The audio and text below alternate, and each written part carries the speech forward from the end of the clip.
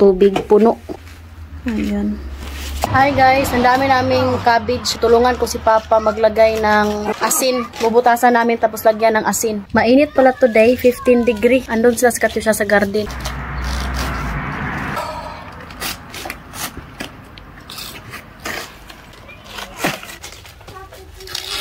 Kat kilogram sa tostada. Ha? Kilogram.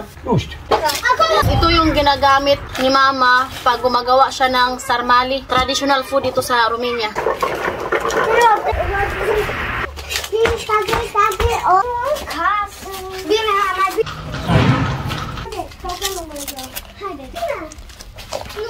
Si Papa pala yung tagagawa nitong cabbage, guys. Buti na lang pumayag siya mag-video. Kasi pag December, ito yung palagi nilang niluluto, sarmali. Like sa atin, pansit. Ano. Hindi na pala to hinuhugasan, guys. Kailangan mo lang tong tanggalan ba? Ganyan.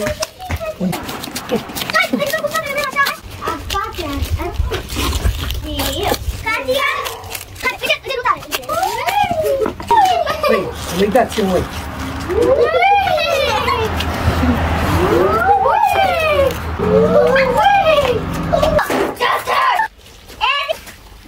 Ilagay na natin to sa lagayan. Ito guys, oh.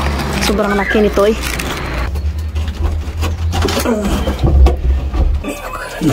So dyan yan ilalagay. So sobrang bilis lang naman. Yan.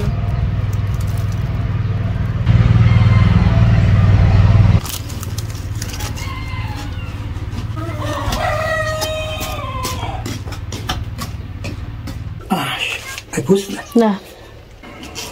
Sa ano. Greu.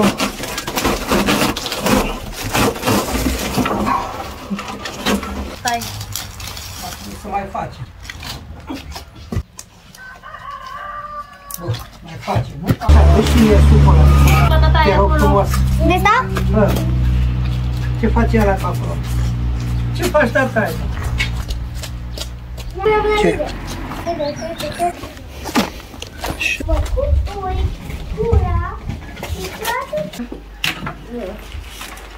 Lasă acolo, gata.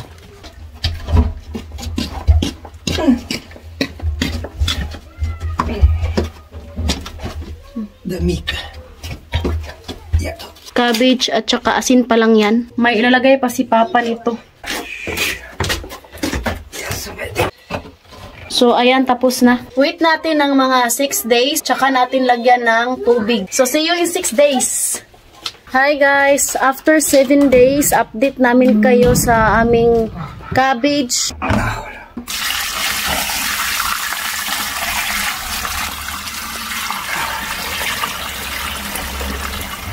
Punuin natin to ng tubig.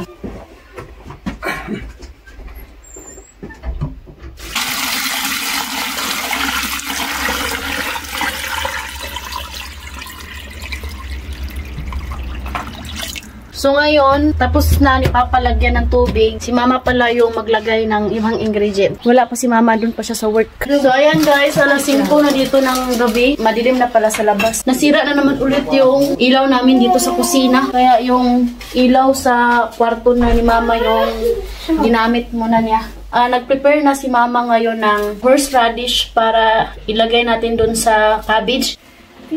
Tara na. Tubig puno. Ayan.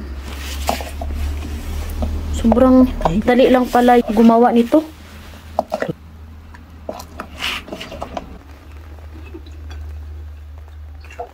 Yun lang naman guys. So that's all video for today. Hope you enjoyed. Don't forget to like and subscribe to our YouTube channel and Facebook page, The Petri Family. Bye! Bye, Mama. Bye!